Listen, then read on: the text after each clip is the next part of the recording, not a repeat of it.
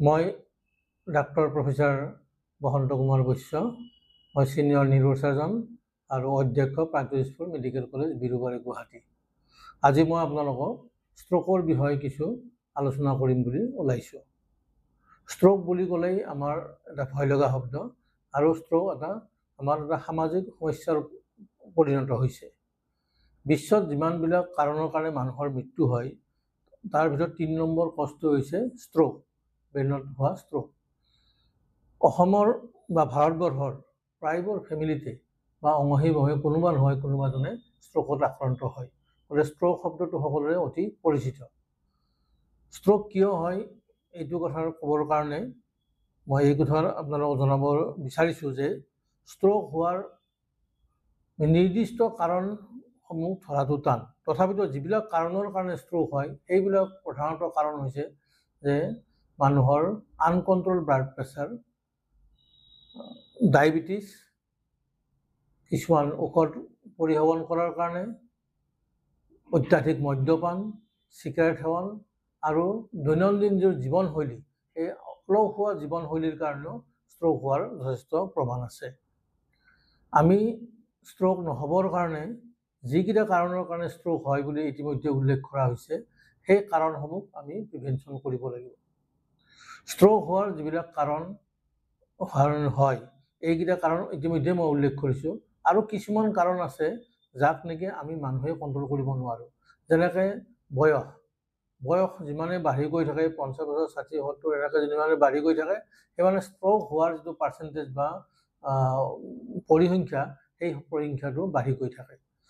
কিন্তু বয়সটো আমি বাধা দিব নোৱাৰোঁ, সেইটো এটা কাৰণ। আৰু এটা হৈছে কাৰণ হৈছে কি জেনেটিক প্ৰিডিস্পজিশ্যন। জেনেটিক প্ৰিডিস্পজিশ্যন মানে জেনেটিকেলি কিছুমান ফেমিলিত ষ্ট্ৰোকৰ প্ৰৱণতা বেছি, আৰু আৰ্টাৰিয়েল কিছুমান ডিজিজ হয় আৰু কিছুমান চিণ্ড্ৰমিক ডিজিজ হয়, আৰ্টাৰিয়েল ডিজিজ, এইবিলাক জেনেটিক ডিজিজ, আৰু এইবিলাকৰ কাৰণেও ষ্ট্ৰোক হয়। গতিকে এই নন মডিফাইবল কজ বুলি ক'লে এইকেইটা আমি মডিফাই কৰিব নোৱাৰোঁ, যেনেকৈ জেনেটিক কজ বা বয়স, এইটো কৰিব নোৱাৰোঁ।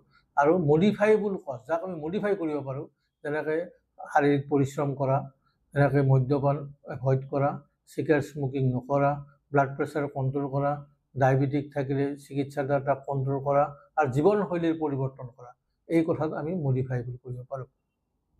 এতিয়া কথাটো আহিছোঁ যে ষ্ট্ৰোক হ'লে কিনো চিমটম, কিনো লক্ষণ আমি প্ৰথমতে দেখা পাওঁ, আৰু যাৰ দ্বাৰা আমি ষ্ট্ৰোক হ'ব পাৰে বুলি অনুমান কৰিব পাৰোঁ। অনুমান কৰাৰ লগে লগে আমি হয়তো চিকিৎসকৰ ওচৰ চাপিব পাৰোঁ। সেই কাৰণ লক্ষণসমূহ হ'ল, আমি চমুকৈ তাক কওঁ BFAST, BEFAST, BFAST মানে সাহিত্যিক অৰ্থত যিমান পাৰে সোনকালে একশ্যন ল'ব লাগে, ফাষ্ট, তৎক্ষণাত একশ্যন ল'ব লাগে। বি মানে বেলেঞ্চ। যদি বেলেঞ্চত খোজ কাঢ়োঁতে খোজৰ যদি তাৰতম্য ঘটে, বেলেঞ্চত গোলমাল হয়, এইটো এটা হয়তো লক্ষণ হ'ব পাৰে। ই মানে আই, চকুৰে দুটা দেখা, চকুৰ মুভমেণ্টটো বন্ধ হোৱা, বা এটা চকু সৰু হোৱা, এটা চকু অকণমান ডাঙৰ যেন দেখা, যে এনেকুৱা ধৰণৰ, বা চকুটো অলপ ৰোল হৈ গৈছে, এক চাইডৰ পৰা এটা চকু টানি লৈ গৈছে, তেনেকুৱা যদি চকুৰ তাৰতম্য ঘটে বা দৃষ্টিৰো যদি তাৰতম্য ঘটে, এইটো হয়তো ষ্ট্ৰোকৰ লক্ষণ হ'ব পাৰে। তাৰপিছত আহিলে FAST, এফ হ'ল ফেচ, মুখৰ এক চাইড যদি অলপ ড্ৰুপিং হয়, অলপ নামি আহে, অকণমান মুখখন বেকা যেন দেখি, এই ধৰণৰ লক্ষণ যিটো ফেচিয়েল এচিমেট্ৰি বুলি কওঁ। এচিমেট্ৰি মানে দুই চাইডৰ সামঞ্জস্য নাই। ফেচিয়েল এচিমেট্ৰি হ'লেও ষ্ট্ৰোকৰ লক্ষণ হয়, অনুমান কৰিব পাৰি। মানে এফেজিয়া মানে স্পীচ, কথা কোৱাৰ বিসংগতি, কথাটো ক'ব খুজিছে কিন্তু কথাটো ওলাই নাহে, আইছে বস্তুটো লেলিয়াই যোৱাৰ নিচিনা হৈছে, অস্পষ্ট হৈছে, তেনেকুৱাও যদি হৈছে, এইটো যদি স্পীচত প্ৰব্লেম হয়, তেতিয়াও হয়তো তেনেকুৱাকৈ হ'ব পাৰে, লক্ষণ হ'ব পাৰে। আৰু এইত কৈছিলোঁ আমি আৰ্ম এঠাইৰ পিনে হাতখন বা ভৰিখন, বা আৰ্ম বুলি কৈছোঁ হয়তো এশোহাত বা বাওঁহাত কোনোবা ছাইডৰ পিনে যদি পক্ষঘাত হয়, তাৰমানে কমজুৰি হয়, তেনেকুৱা হ'লেও এইটো মানে আমি ভাবিব পাৰোঁ যে এইটো ষ্ট্ৰোকৰ লক্ষণ হ'ব পাৰে। আৰু শেষত FAST টি মানে টাইম, আমি সময়ক উপেক্ষা কৰিব নালাগে। এনেকুৱা লক্ষণসমূহ পালে, উল্লেখ কৰা লক্ষণসমূহ পালেই আমি অতি সোনকালে চিকিৎসকৰ ওচৰত চাপিব লাগে। এটা কথা আমি আলোচনা কৰা দেখা পাওঁ সামাজিক মাধ্যমৰ, পেপাৰ বা আপোনাৰ টিভি বা চবতে এটা কথা আলোচনা হৈ থাকে যে আজিকালি ষ্ট্ৰোকৰ সংখ্যাটো বাঢ়িছে। হয়, ষ্ট্ৰোকৰ সংখ্যাটো আগতকৈ বহুত বাঢ়িছে। মই ইতিমধ্যে উল্লেখ কৰিছোঁ যে প্ৰত্যেক 4 মিনিটৰ মূৰে মূৰে এজন মানুহৰ ভাৰতবৰ্ষত মৃত্যু হয়। তো এই ধৰণৰ যিবিলাক সমস্যা বাঢ়ি গৈছে তাৰ কাৰণটো বহুতো আছে। যেনেকৈ আমি আগতে উল্লেখ কৰিছোঁ যে ষ্ট্ৰোক হোৱাৰ কাৰণবোৰ মদ্যপান, ধূমপান, আনকণ্ট্ৰল ব্লাড প্ৰেছাৰ, ডায়েবেটিছ, এইবিলাকৰ বাহিৰে প্ৰধানত কাৰণটো হৈছে জীৱনশৈলী। আমাৰ যিটো আধুনিক জীৱনশৈলী, এটা আলস ভাৱ আৰু অত্যাধিক আমাৰ কাৰ্বহাইড্ৰেটযুক্ত বা তেল মছলাযুক্ত খাদ্যৰ সেৱন আৰু ঘৰত ৰন্ধা খাদ্যতকৈ বাহিৰৰ খাদ্যৰ যিটো সেৱন, তো এই ধৰণৰ কথাৰ পৰা যিটো আমাৰ আধুনিক মানে জীৱন প্ৰণালী চেঞ্জ হৈছে, এই আধুনিক জীৱন প্ৰণালীৰ যিটো সমস্যা হৈছে, এইটো এটা মানে আমাৰ ষ্ট্ৰোকৰ এটা কাৰণ হৈ উঠিছে।